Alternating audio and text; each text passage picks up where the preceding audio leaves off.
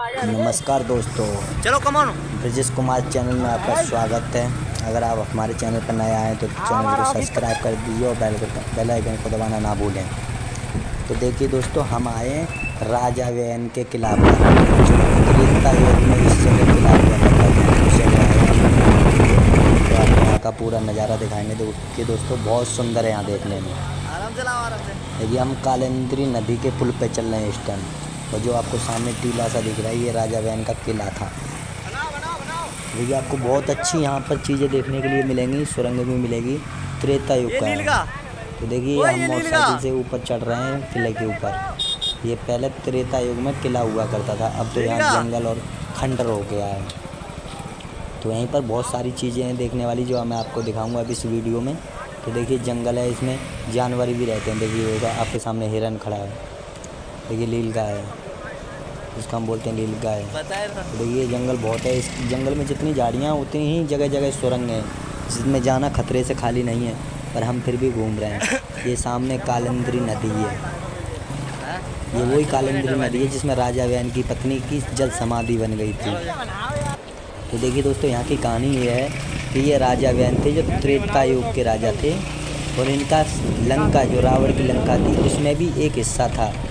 जो रावण की लंका में चौथा हिस्सा इनका राजा व्ययन का था। ये लाखन के दादाजी रतिवान के पिताजी राजा व्ययन थे। तो ये कहने को तो राजा व्ययन थे, लेकिन ये अपने हाथों से राजा बिजना बनाते थे, बिजना।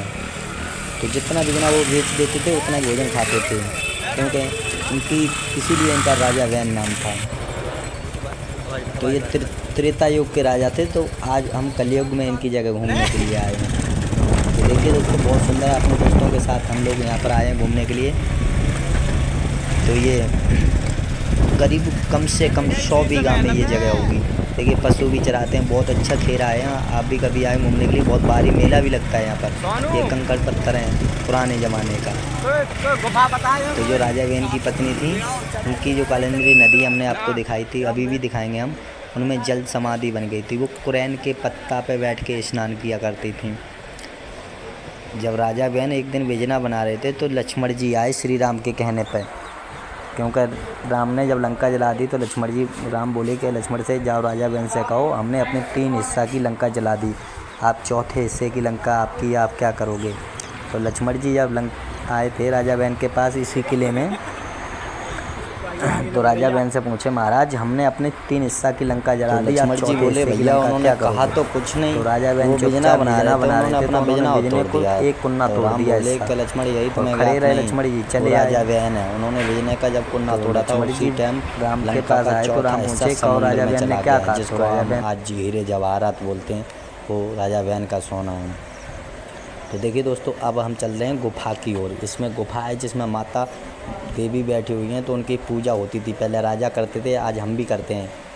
तो अभी तो खैर गुफा बहुत ख़तरनाक है, क्योंकि बारिश का मौसम चल रहा है, तो मिट्टी की धाकें गिर चुकी हैं, इसलिए गुफा का मुंह थोड़ा सा रह गया है। बाकी मेला के समय यहाँ पर सफाई हो जाती है, जब मेला लगता है बहुत भारी, तो यहाँ साफ़ किया जाता है अच्छी तरीक़ा से, तो उनकी पूजा होती है अंदर सुरंग में जाके। तो देखिए दोस्तों, मैं अभी आपको पूरी सुरंग दिखाते हैं आपको। तो देखिए अभी तो जानवर भी, कीड़े मकोड़े, क्या मालूम सांप वगैरह घुस गए हों अंदर, कोई पता नहीं। देखिए कितनी ख़तरनाक जगह, मिट्टी की धाक गिर जाए तो कोई पता नहीं लगता कब किस टाइम मिट्टी की धाक गिर जाए। तो देखिए जो सामने आपको दिख रही है जहाँ मैं बैठा हूँ, तो देखिए अभी आपको अंदर जाके दिखाएंगे थोड़ी सी। ये देखिए ये सुरंग है जिसमें देवी बैठी हुई हैं आज भी, त्रेता युग से। तो इनकी पूजा अंदर होती है आज भी। तो ये मिट्टी जो गिर गई है, ये बारिश के कारण मिट्टी गिर गई है, बाकी बहुत अंदर गहरी गुफा है, करीब 40 फुट गहरी ये गुफा है, सुरंग है, जिसमें देवी की आज भी पूजा होती है। देखिए कितनी ख़तरनाक जगह है, बाहर देखने में ही डर लग रहा है, बाकी माता रानी की कृपा है जो हम यहाँ तक पहुँचे हैं। तो देखिए दोस्तों कितना सुंदर लग रहा है देखने में। ये भी एक सुरंग है जो बंद हो गई है। ये सामने जो दिख रहा है, इसी किला पे राजा का एक ये पीर बाबा का मंदिर है, जहाँ बहुत भारी मेला लगता है। तो देखिए दोस्तों, ये गेट मैं अपने हाथ से खोल के अंदर जा रहा हूँ। ये जो आपको सामने पीपल का वृक्ष दिख रहा है, ये भी बहुत पुराना पीपल का वृक्ष है। तो देखिए ये सामने पीपल का वृक्ष है, ये पीर बाबा हैं, पीर बाबा की समाधि है।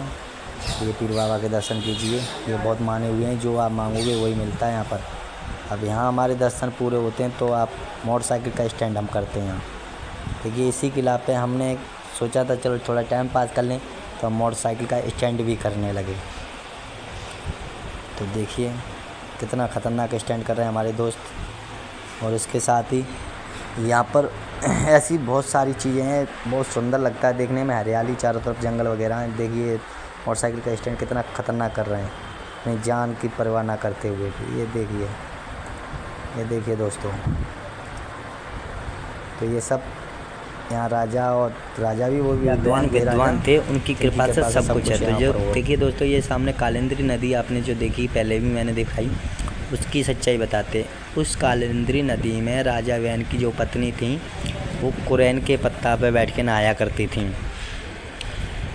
तो एक दिन उन्होंने जेवरात पहन दे, तो बोली राजा से हम जेवरात पहनेंगे। तो राजा साहब बोले ये आपकी किस्मत में नहीं है। राजा वैन बोले, तो रानी बोली हमारे पास तो, हम तो रानी हैं, हमारी किस्मत में क्यों नहीं होगा, हमारा तो सोने का भी किला है। तो राजा बोले नहीं ऐसा कुछ नहीं है, तो ये आपके नसीब में नहीं है। रानी बोली ना ना हम पहन देंगे।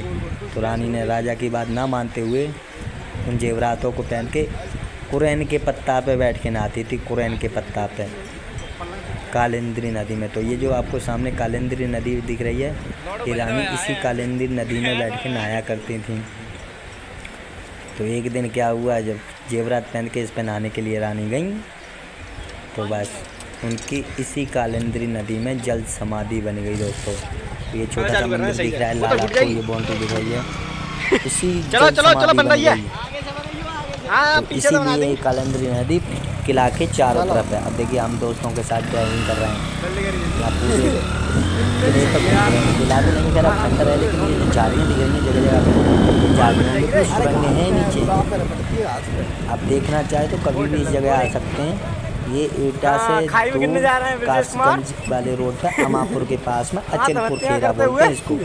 ये राजा वैन का है। राजा वैन तो खैर कुछ लोग जानते हैं। अलाउद्दीन में जो लाखन थे, लाखन के पिताजी रतिभान के पिताजी राजा वैन थे, जो त्रेता युग के राजा थे। वो त्रेता युग देखिए 3 युग बीत गए, अब इस जगह पर खंडर है। तो यहाँ पर बहुत लोग घूमने जाते हैं, बहुत भारी मेला लगता है, यहाँ पर बहुत भीड़ होती है मेला में। देखिए दोस्तों आप कभी भी आएँ तो यहाँ पर जा सकते हैं। वीडियो अगर अच्छी लगी तो हमारे चैनल को सब्सक्राइब करें और बेल आइकन को दबाना ना भूलें। तो देखिए दोस्तों, अब हम पूरे किला को घूमने के बाद, पूरा अतरंजी खेरा घूमने के बाद अब हम इस पे से उतर रहे हैं अपने घर की तरफ। अब जाएंगे हम यहाँ से। तो देखिए कैसा लगा आपको ये किला, बहुत सुंदर किला है, देखने वाला है। तो कभी भी आप आइए तो बोलिए सच्चे दरबार की जय।